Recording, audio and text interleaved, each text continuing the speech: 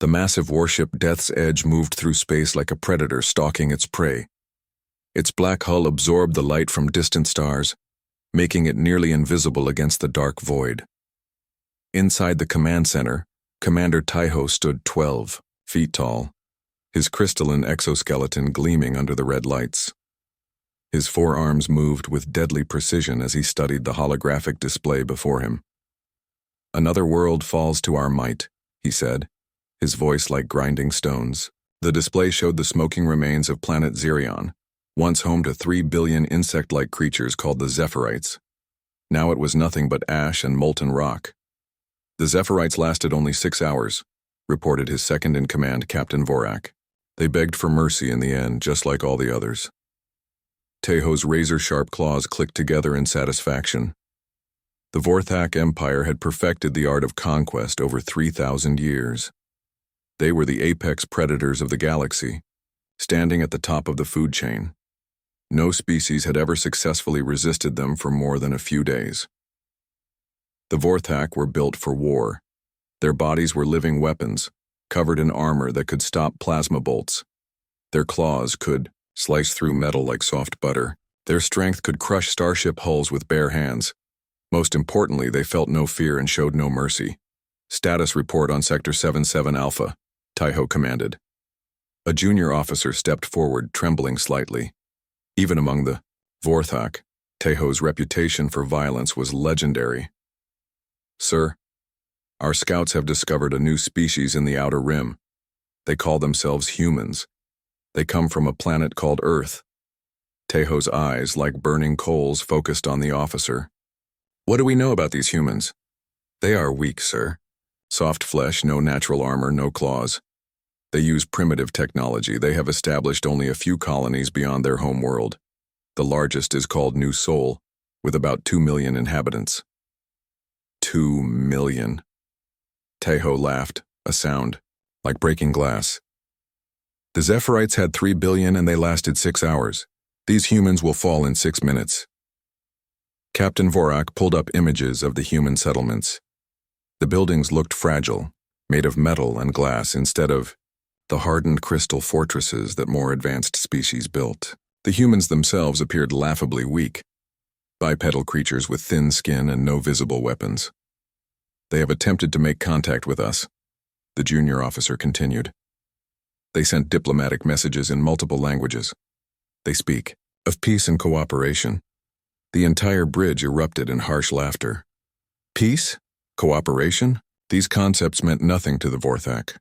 There was only strength and weakness, predator and prey. "Set course for this New Sol," Taiho ordered. "We will show these humans what happens to species that dare to exist in our galaxy." Meanwhile, in the New Sol system, Captain Minho Park sat in his command chair aboard the defense station Harmony. He was reviewing the terraforming reports when Lieutenant Sora Kim burst onto the bridge, her face pale with worry. "Captain, we have a problem," she said, trying to catch her breath. "Long-range sensors are picking up massive energy signatures heading our way." Minho stood up quickly. At 35, he was one of the youngest captains in the Colonial Defense Force. His black hair was always neat and his uniform perfectly pressed. He had earned his position through years of hard work, not through combat experience. The human colonies had been peaceful since their establishment. "How many ships?" he asked. "Sir, I count at least 50 vessels. They're huge. Each one is bigger than our entire defense station." Minho felt his stomach drop. New Sol's defenses were designed to handle pirates or small raiding parties, not a full invasion fleet. They had 2 patrol ships, a handful of fighters, and some orbital defense platforms that hadn't been updated in 10 years. "Have they responded to our communication attempts?" "No, sir. They're maintaining complete radio silence." Engineering Chief Jiwan Lee entered the bridge, wiping grease from her hands. She was a small woman but had the strongest will of anyone Minho knew. She had built most of New Sol's infrastructure with her own hands. "Captain, I've been monitoring their energy output," she said. "These ships are using technology we've never seen before. Their power cores are putting out more energy than our entire colony uses in a year." Minho walked to the main view screen and stared out at the stars. Somewhere out there, An unknown fleet was approaching with enough firepower to destroy everything they had built. The colonists of New Sol had come here to build a better life. They were farmers, engineers, teachers, and families. They were not soldiers. "Send a message on all frequencies," Minho ordered. "Tell them we are peaceful people. Ask them what they want." "Sir," Sora said quietly, "what if they don't want to talk?" Before Minho could answer, their communications officer jumped in his seat. "Captain, incoming transmission." Put it on screen. The image that appeared made everyone on the bridge step back in shock. Commander Taiho's terrifying face filled the screen. His red eyes seemed to burn through the display, and when he spoke, his voice was filled with casual menace. "Humans of New Sol," Taiho said. "I am Commander Taiho of the Vorthak Empire. You have exactly 1 hour to surrender completely. Disable all your weapons, power down your ships, and prepare for occupation. Any resistance will result in the complete destruction of your world and the death of every living thing on it." The transmission ended, leaving the bridge in stunned silence. "Sir," whispered the communications officer, "should I send a response?" Minho's mind raced. An hour was not enough time to evacuate 2 million people. Their ships could only carry a few thousand at most. But maybe they could negotiate, buy more time, find a peaceful solution. "Send this message," Minho said carefully. "Commander Taiho, we are a peaceful colony with no military value. We have families here, children. Surely we can find a solution that doesn't involve violence. What do you want? We're willing to discuss terms." They waited 10 minutes for a response. When it came, it was not words but action. The first plasma bolt struck New Sol's northern city district. The explosion lit up the sky like a second sun. Then came another blast, and another. From orbit, the Vorthak ships began their bombardment without warning, without mercy. "All stations, emergency protocols," Minho shouted over the alarms. "Begin immediate evacuation of all civilians." Jiwan ran to her engineering station. "Captain, I'm trying to bring the defense grid online, but it's going to take time." "How much time?" 20 minutes at least." Sora studied her sensor readings, her hands shaking. "Sir, they're not targeting military installations. They're hitting residential areas, schools, hospitals. They're targeting civilians on purpose." Minho felt anger building in his chest. These aliens weren't just conquering New Sol, they were murdering innocent people for no reason. Children who had never hurt anyone were dying in those explosions. "Launch all fighters," he ordered. "Tell the pilots to buy us time for the evacuation." "Sir, our fighters won't even scratch those ships." "I don't care, we have to try." 12 small fighter craft launched from Harmony. They were piloted by brave volunteers who knew they were flying to their deaths. The fighters attacked the massive Vorthak ships like insects attacking elephants. Their weapons barely left marks on the alien hulls, but they kept attacking anyway. One by one, the fighters were destroyed by the Vorthak's defensive weapons, but their sacrifice bought precious minutes for the evacuation ships to launch. Minho watched his pilots die and felt something he had never experienced before: pure hatred. These Vorthak weren't just soldiers following orders. They were monsters who enjoyed causing pain. "Captain," Jiwan called out, "the defense grid is online. Fire everything we have." New Sol's orbital platforms opened fire with their plasma, cannons and missile batteries. For a moment it looked like they might do some damage. Several missiles hit Vorthak ships and exploded in bright flashes. But when the smoke cleared, the alien vessels were completely undamaged. Their shields hadn't even flickered. "Sir," Sora said quietly, "our weapons are having no effect at all." Commander Taiho watched the human attack with amusement. Their weapons were so primitive that they couldn't even penetrate his ship's basic shields. This would be even easier than he had thought. "Target their defense station," he ordered. "End this quickly." But as the Vorthak prepared to fire their main weapons, something unexpected happened. The humans didn't run. Even facing certain death, they kept fighting. Their evacuation ships didn't flee in random directions. They moved in organized patterns. Protecting each other, Taiho had conquered 847 worlds. Every species had reacted the same way when faced with overwhelming force. They panicked, they begged, they scattered like frightened animals. But these humans were different. They were losing, badly, but they maintained discipline and courage. Captain Vorak, Taiho said slowly. Are you seeing this? Yes, sir. The humans are still fighting even though they know they cannot win. Interesting. The Harmony Station shook under Vorthak fire. Half the bridge consoles exploded in showers of sparks. Minho was thrown to the floor, blood running from a cut on his forehead. Evacuation status, he shouted. 70% complete. Sora replied, pulling herself up from behind her damaged station. Sir, G1 said, the station won't survive another hit like that. We need to go now. Minho looked at the display showing the evacuation ship Hope's Journey drifted through space, its hull scarred and engines barely functioning. Captain Minho Park sat in the medical bay, watching Jawan Lee sleep in the recovery pod. The ship's doctor said she would live, but it would take weeks for her injuries to heal completely. Lieutenant Sora Kim entered the medical bay, her uniform torn and dirty. She hadn't slept since the escape from New Seoul 3 days ago. Her eyes were red from crying and exhaustion. Captain, she said quietly, we've lost contact with the colony ships New Dawn and Peaceful Valley. Minho felt his heart sink. Those two ships carried 15,000 refugees between them, families with children, elderly people, everyone who had trusted him to keep them safe. Any distress signals? Nothing, sir. They just disappeared from our sensors 12 hours ago. Minho closed his eyes. He knew what that meant. The Vorthak had hunted down and destroyed those ships. 15,000 innocent people were dead because he had failed to protect them. How many ships do we have left? 43, sir. About 180,000 survivors total. Out of 2 million colonists, only 180,000 had escaped. The weight of all those lost lives pressed down on Minho like a mountain. He had been a good peacetime captain, but he had never been trained for war.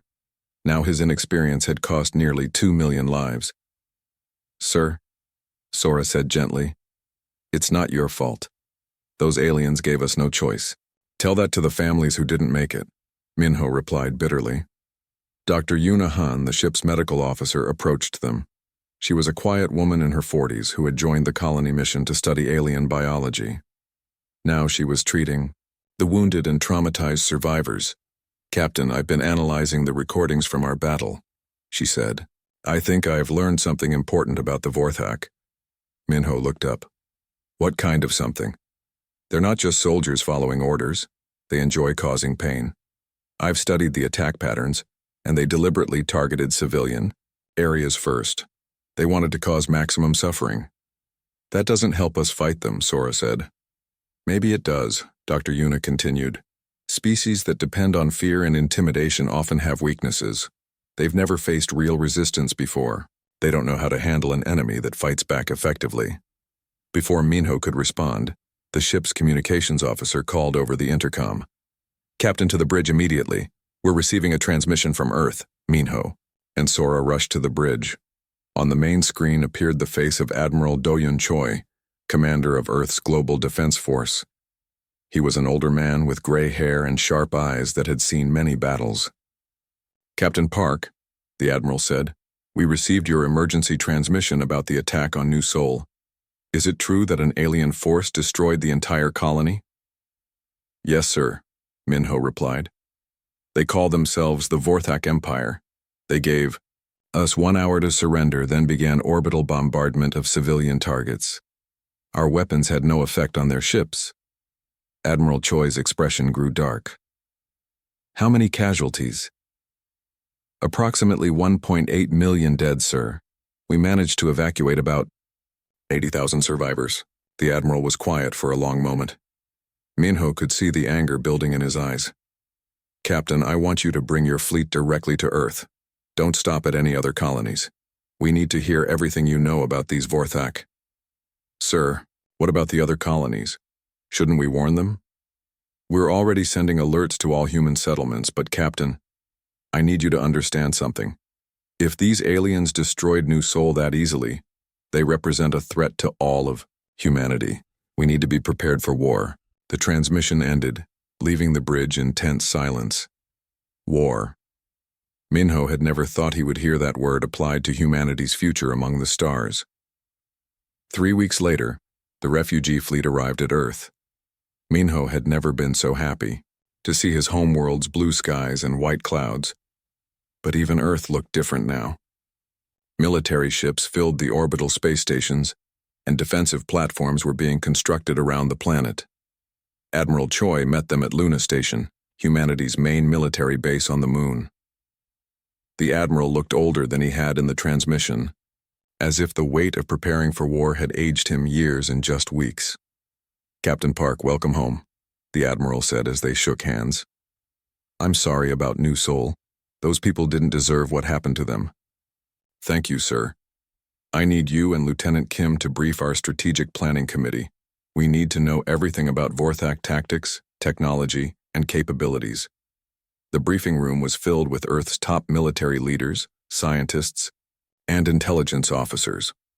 General Ki-Won Song, the head of Special Operations, sat next to Dr. Nari Yoon, Earth's leading expert on alien technology. Commander Hyun-Soo Kang, one of humanity's best fighter pilots, took notes as Minho described the battle. "Their ships are massive," Minho explained, pointing to the tactical display. "Each one is at least 5 times larger than our biggest cruiser. Their shields are incredibly strong. Our weapons didn't even scratch them." "What about their fighting style?" General Song asked. Lieutenant Sora stepped forward. "They rely entirely on overwhelming force, sir. They don't use complex tactics or strategies. They just attack with everything they have until the enemy is destroyed." "Interesting," said Dr. Yoon. "That suggests they've never faced an enemy that could match their raw power." Admiral Choi studied the data. "How long do we have before they find Earth?" "Unknown, sir," Minho replied. "But based on their expansion pattern, they seem to be moving systematically through our sector. They could arrive anywhere from 6 months to 2 years. That's not enough time to build a fleet that can match their firepower," General Song said grimly. "Then we don't match their firepower," Dr. Yoon said quietly. "We outsmart them." Everyone turned to look at her. Captain Park said they rely on overwhelming force. That means they've probably never learned to adapt to unexpected tactics. If we can't beat them with strength, maybe we can beat them with intelligence. Admiral Choi nodded slowly. "Doctor, I want you to head up a new research division, study everything we know about the Vorthak, find their weaknesses." "Sir?" Commander Kang spoke up. "What about our response strategy? Are we going to wait for them to attack Earth?" The Admiral was quiet for a moment, considering. "No. If we wait, we're just giving them time to prepare. We need to strike first." "Sir," Minho said, "with respect, our fleet can't hope to defeat them in direct combat. Then we don't fight them directly. General Song, I want you to develop guerrilla warfare tactics. Small, fast strikes against their supply lines and isolated ships. Make them pay for every system they take." "What about the other species in the galaxy?" Sora asked. "The Vorthak must have enslaved other civilizations. Maybe we could find allies." "Good thinking, Lieutenant. I'm promoting you to Commander and putting you in charge of alien relations. Find out what other species are out there and whether any of them might help us." Over the following months, humanity transformed from a peaceful civilization into a war machine. Factories that once built farming equipment now produced weapons. Scientists who had studied terraforming now designed better armor. Pilots who had flown cargo runs now trained for combat missions. But the real change was in humanity's spirit. The images from New Seoul had spread across Earth and all the colonies. Every human now knew that somewhere out there, an enemy existed that would show no mercy to their families. Commander Kang led the first revenge mission 3 months after New Seoul's destruction. His small fleet of fast attack ships struck a Vorthak supply convoy in the Beta Centauri system. The aliens were caught completely off guard by the hit-and-run tactics. "Target their engine sections," Kang ordered, as his fighters swept in at high speed. "Disable, don't destroy. We want to study their technology." The Vorthak ships were powerful but slow. They couldn't track the small, fast human fighters that darted around them like angry insects. For the first time since they began their galactic Conquest. The Vorthak found themselves under attack. The human fighters used weapons specifically designed by Dr. Yoon's research team. Instead of trying to penetrate the Vorthak shields with brute force, they used frequency-modulated lasers that disrupted the shield generators. Direct hit on enemy supply ship, reported Lieutenant Daeho Kim, Kang's wingman. Their shields are down. All units, focus fire on that ship. Bring it down. The Vorthak supply ship exploded in a brilliant flash, taking tons of weapons and supplies with it. The other alien ships tried to pursue the human fighters, but they were already accelerating, away at maximum speed. Commander Kang smiled grimly as they escaped into hyperspace. It was a small victory, but it was a start. The Vorthak were no longer the only ones who could attack without warning. News of the successful raid spread throughout human space, giving people hope for the first time since New Seoul. But Admiral Choi knew that one small victory meant nothing against an empire that controlled nearly 1,000 worlds. In his private office, the Admiral studied intelligence reports about Vorthak movements. They were still advancing steadily toward human space, destroying or enslaving everything in their path. Worst of all, they seemed to be accelerating their expansion, as if the attack on their supply convoy had made them angry. Dr. Yuna entered, his office carrying a datapad. Her research into Vorthak biology had uncovered some interesting facts.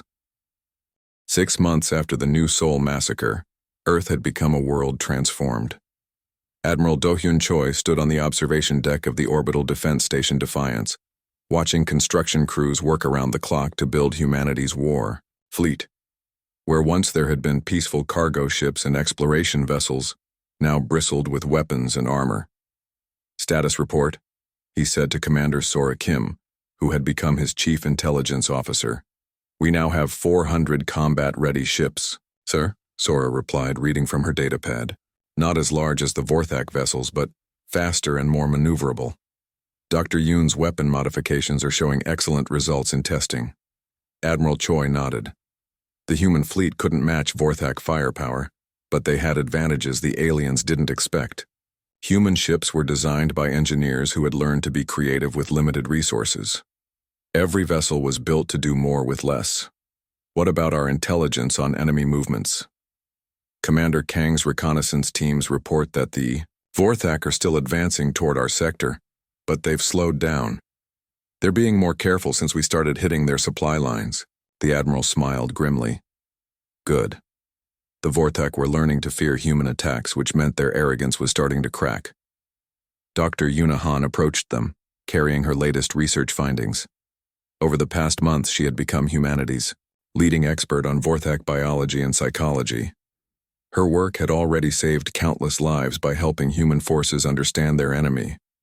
Admiral, I have important news, she said. We've analyzed the wreckage from Commander Kang's raids.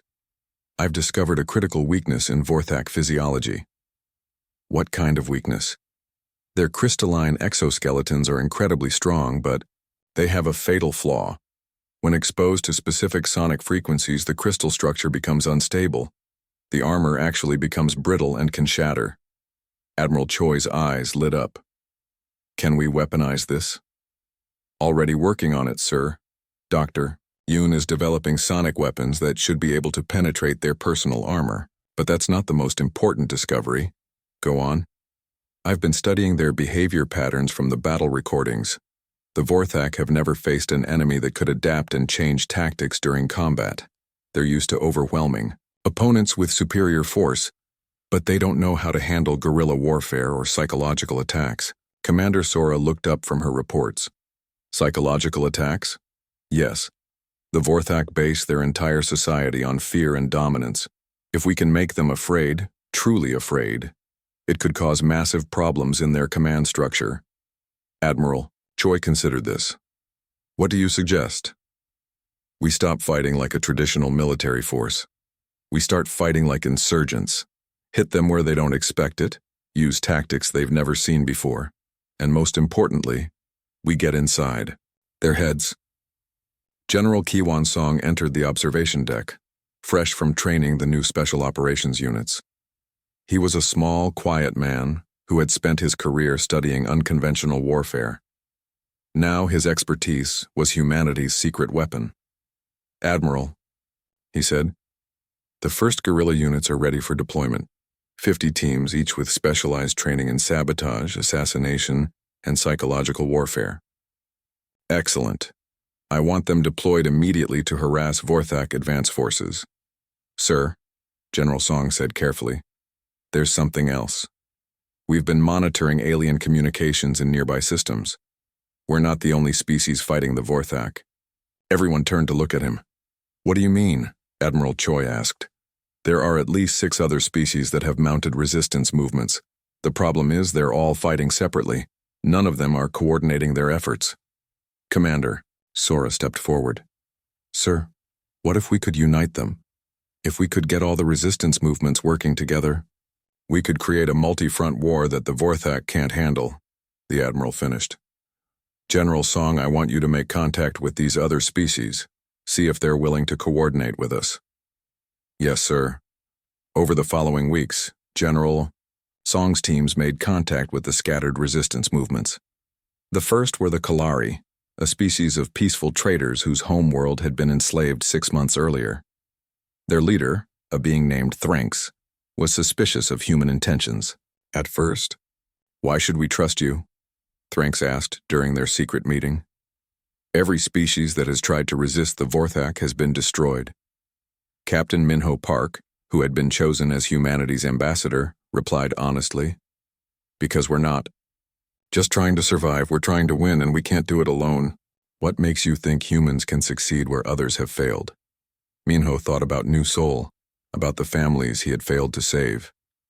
"Because we have something the Vorthak don't understand. We fight for each other, not just for ourselves." The Yao. Second species they contacted were the Jelthari, a warrior race that had been fighting a losing guerrilla war against the Vorthak for 2 years. Their commander Vrex was more direct.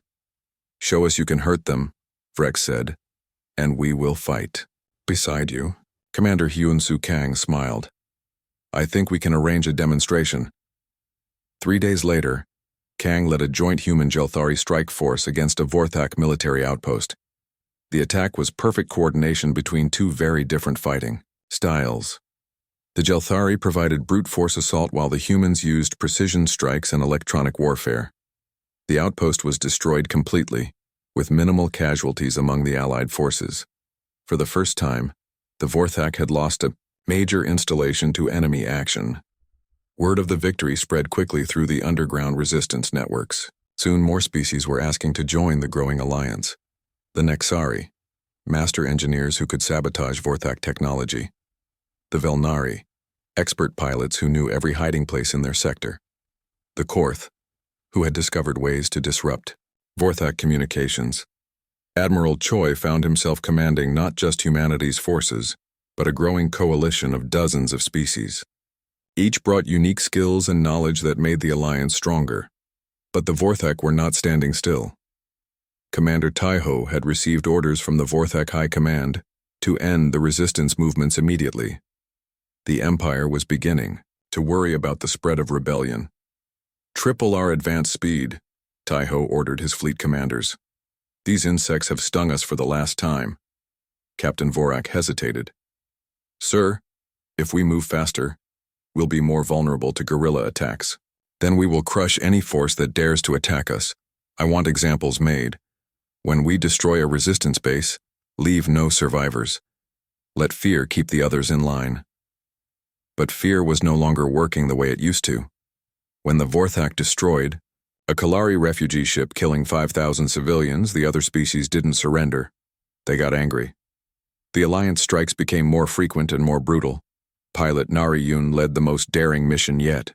Her small squadron infiltrated a Vorthak fleet formation and planted explosive charges on their largest battleship. The explosion was visible from 3 star systems away.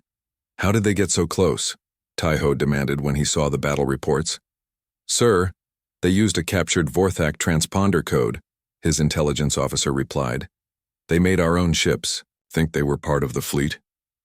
Taiho's claws scraped against his command chair. The humans and their allies were not just brave, they were clever. They studied Vorthak tactics and found ways to turn them around. Worse, the resistance was spreading faster than the Vorthak could crush it. Every attack created new martyrs, and every martyr inspired 10 more rebels. Dr. Yuna's psychological analysis proved correct. The Vorthak military structure was beginning to show cracks. Junior officers questioned orders. Veteran commanders requested transfers away from resistance zones.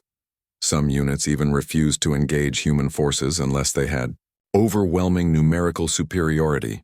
"They're starting to fear us," Commander Sora reported during a strategy meeting. "Our intelligence sources inside their command structure report increasing paranoia and confusion." "Good," Admiral Choi replied. "But we need to be careful. A cornered predator is most dangerous when it feels trapped." His words proved prophetic. When Commander Taiho received his latest casualty reports, showing that resistance forces had destroyed nearly 40 Vorthak ships in the past month, he made a decision that would change everything. "Enough games," he told Captain Vorak. "We're going to send a message that will end this rebellion once and for all." "What kind of message, sir?" "We're going to destroy an entire star system, not just the inhabited worlds, everything. Planets, moons, space stations, even the star itself. We'll turn it into a dead zone that will serve as a warning to anyone who thinks they can resist the Vorthak Empire." Vorak looked shocked. "Sir, that will kill billions of innocents." "Exactly. When the other species see what happens, to those who support the resistance, they will surrender immediately." But Taiho had made a crucial mistake. He assumed that threatening innocent lives would make the Alliance back down. He didn't understand that protecting innocent lives was exactly what motivated the Alliance to fight harder. When human intelligence learned of the Vorthak plan to destroy the Althari system, Admiral Choi called an emergency council meeting. Representatives from all allied species gathered on the hidden base that had become their joint headquarters. "We have 48 hours before the Vorthak superweapon reaches." The Vorthak superweapon world breaker moved through space like a mechanical planet. 5 kilometers long and bristling with enough firepower to crack a world in half, it was the ultimate expression of Vorthak military power. Commander Taiho stood in its massive command center, watching the countdown to the Althari system's destruction. 36 hours until we reach firing position," reported Captain Vorak. "All weapon systems are operating at full capacity." Taiho nodded with satisfaction. The destruction of the Althari system would end this foolish resistance once and for all.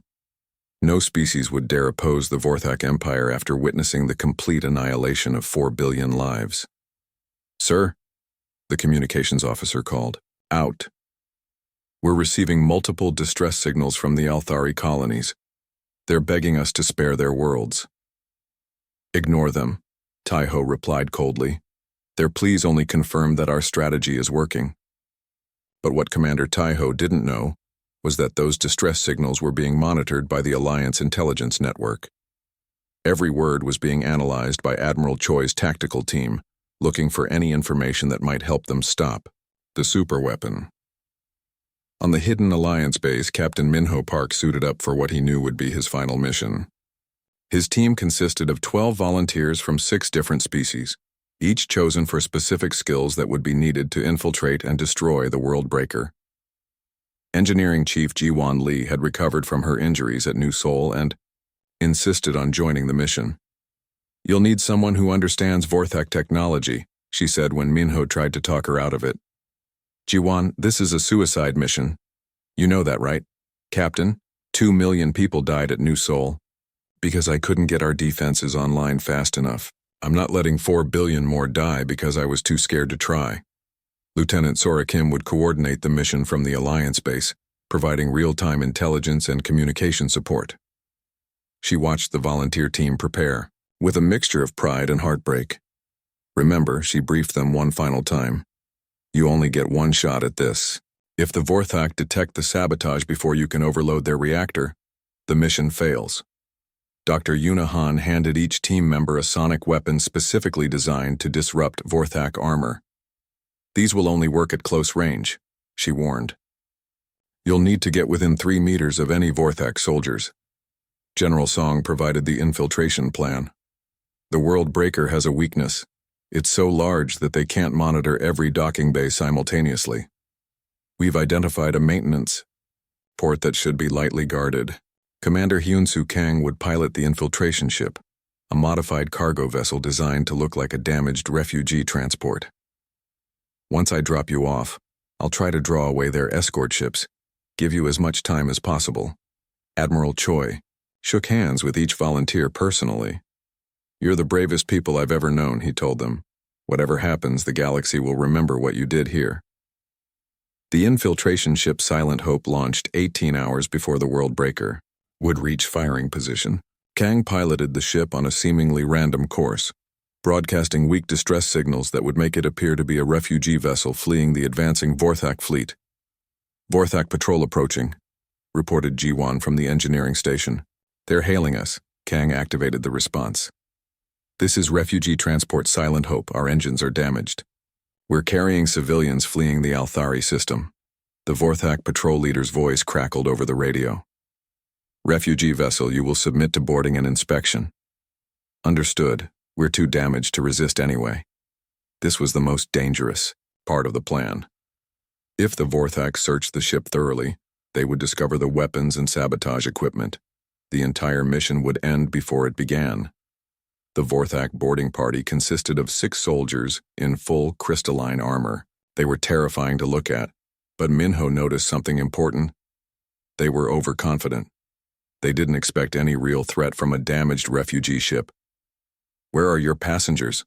Demanded the Vorthak squad leader. Kang gestured toward the cargo hold. 43 civilians in emergency stasis. We barely escaped the advance fleet. The Vorthak soldiers checked the stasis pods, which did contain unconscious Alliance volunteers made to look like refugees.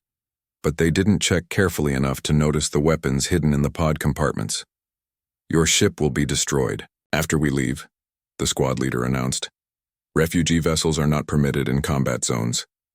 We understand, Kang replied humbly. After the boarding party left, the team had exactly 4 hours before the Vorthak would return to destroy their ship.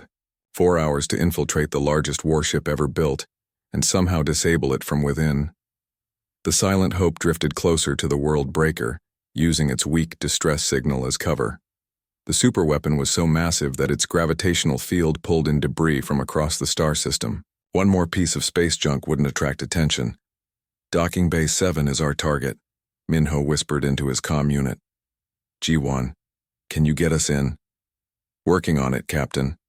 Ji-won's fingers flew over her portable computer, hacking into the World Breaker's docking control system. Got it, the bay doors are opening. They drifted into the massive docking bay, which was filled with Vorthak shuttles and maintenance equipment.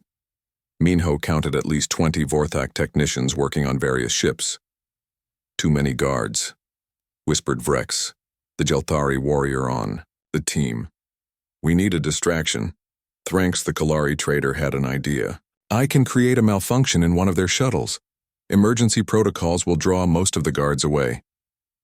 While Thranx sabotaged a nearby shuttle, causing alarms to sound throughout the bay, the rest of the team slipped deeper into the ship. The corridors of the World Breaker were enormous, designed for 12-foot-tall Vorthak soldiers. Which way to the reactor core? Asked Nex, the Nexari engineer. Ji-won consulted her stolen technical data. 15 levels down center of the ship, but we'll have to go through multiple security checkpoints. They moved through the ship like ghosts, using maintenance shafts and service corridors to avoid the main passages. When they did encounter Vorthak guards, the sonic weapons proved devastatingly effective.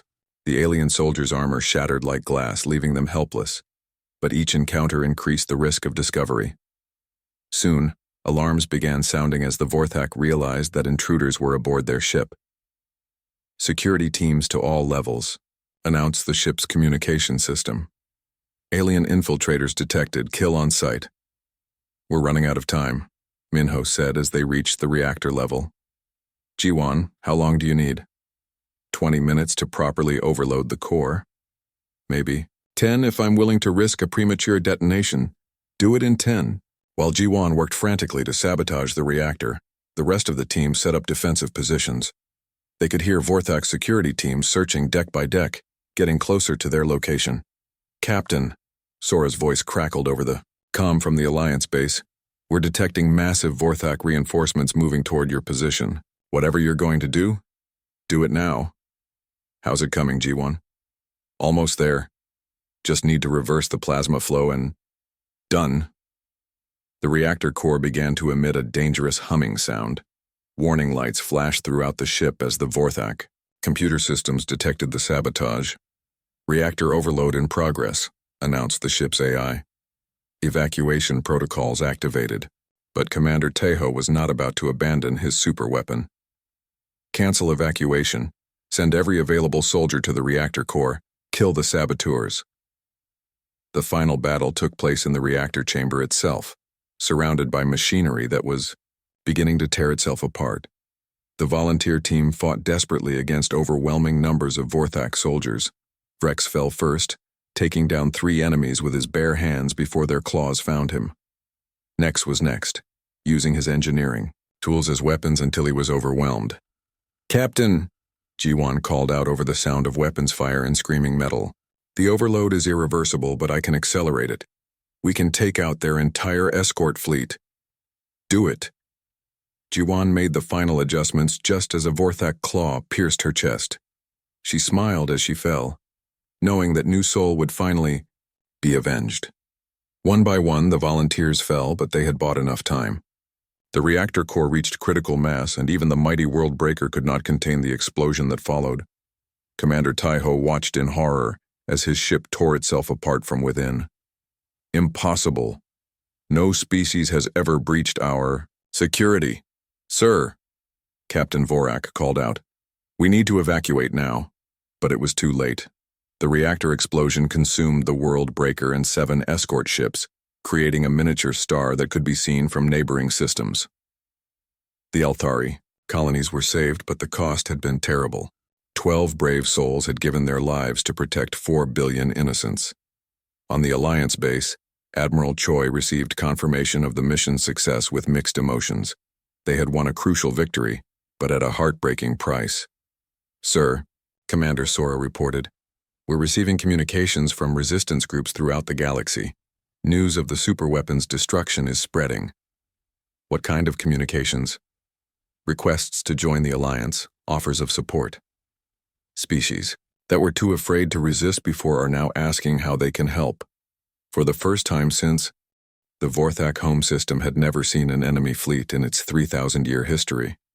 The massive world of Vorthak Prime hung in space like a dark jewel, surrounded by orbital defense platforms that could destroy entire armadas.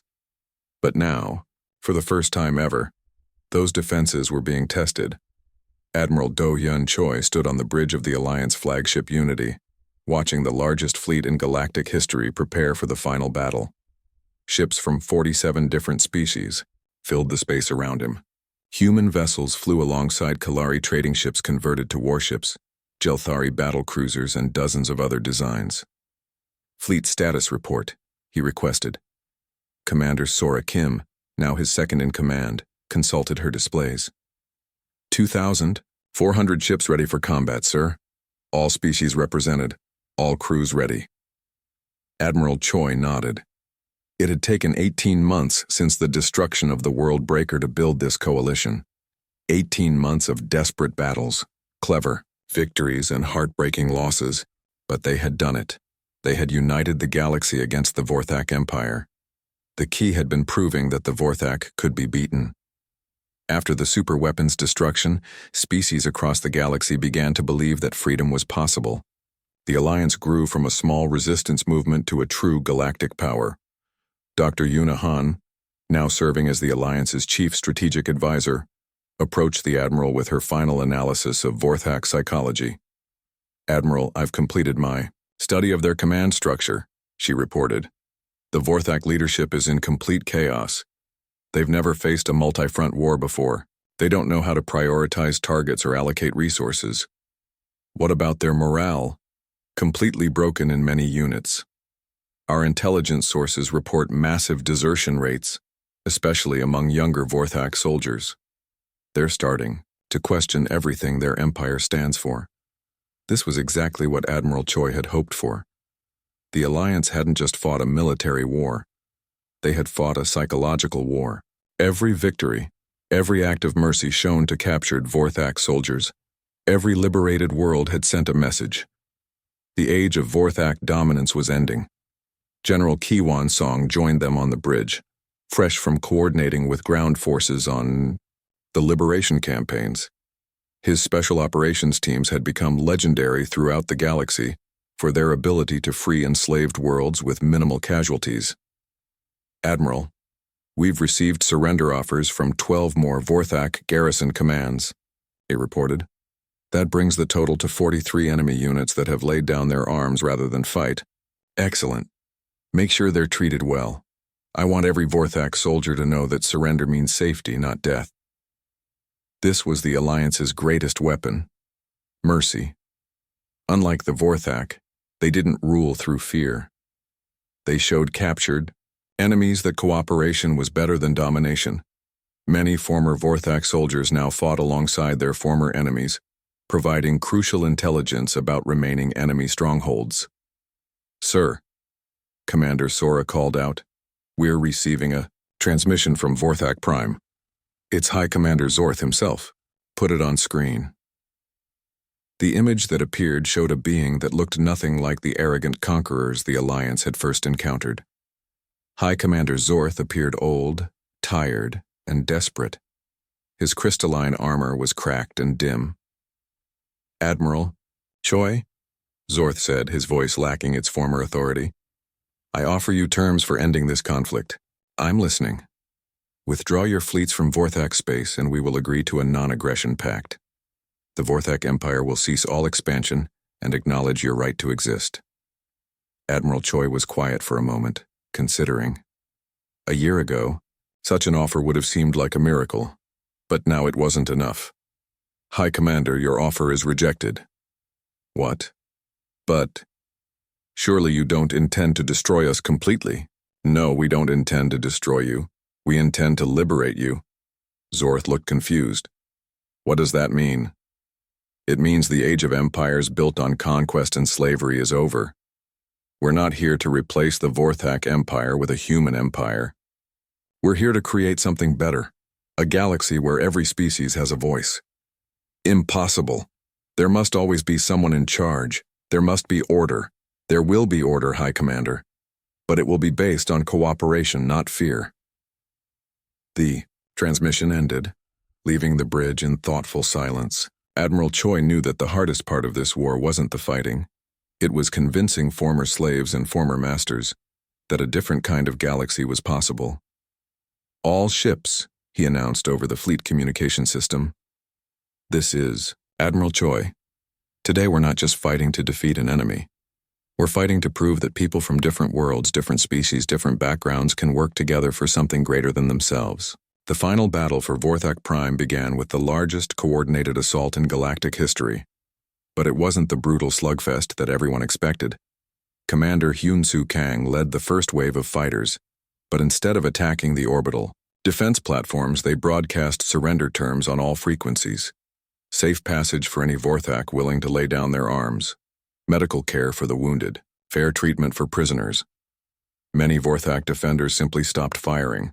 The second wave consisted of ships from former Vorthak slave species, broadcasting messages to their enslaved populations on the planet below. Your liberation has come. The chains are broken. Across Vorthak Prime, slave rebellions began erupting. But these weren't the brutal uprisings that typically accompanied conquered worlds changing hands. Alliance Special Forces teams, led by beings like General Song, coordinated the revolts to minimize casualties on both sides.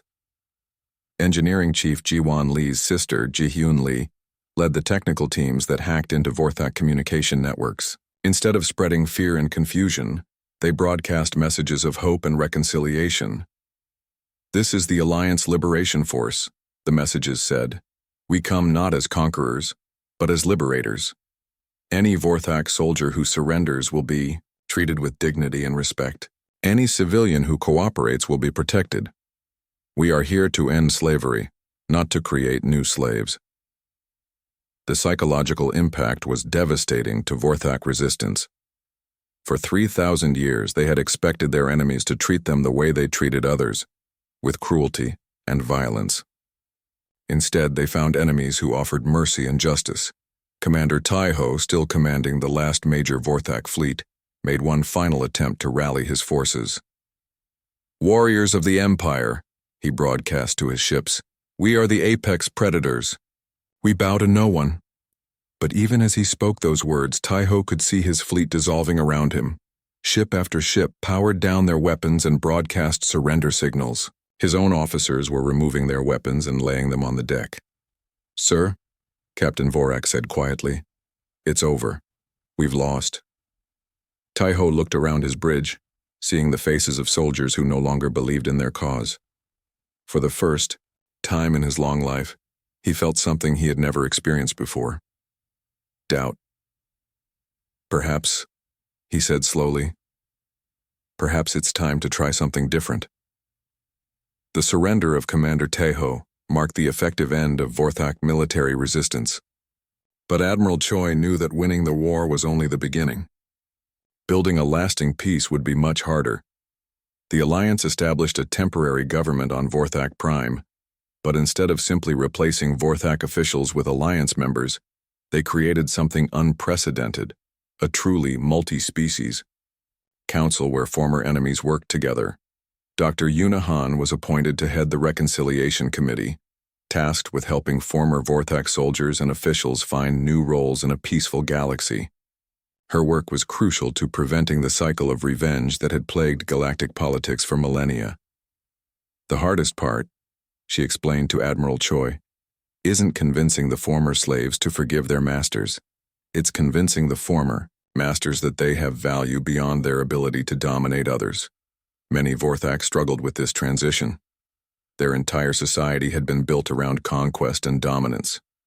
Some couldn't adapt and retreated to isolated worlds. But others, like Commander Taiho, discovered abilities they never knew they had. Taiho became an advisor to the Alliance Council, using his strategic knowledge to help design defensive systems for newly liberated worlds. "I spent 3,000 years learning how to destroy things," he said. "Perhaps I can spend the rest of my life learning how to protect them." 6 months after the fall of Vorthak Prime, the first Galactic Council convened on a neutral space station, constructed by volunteers from every Alliance species. Admiral Choi was elected as the first Council President, but the position was designed to rotate between species every 2 years. "We're not creating a human empire," he explained in his inaugural address. "We're creating something that has never existed before. A true democracy that spans the stars." The new galactic government wasn't perfect. There were disputes, disagreements, and occasional conflicts between member species. But these problems were solved through negotiation and compromise, not through war and conquest. Commander Sora Kim became the first director of the Galactic Peacekeeping Force, a multi-species organization dedicated to preventing conflicts before they started. "The best victory," she often said, "is the war you never have to fight." General Song established the Galactic Academy, where young beings from all species learned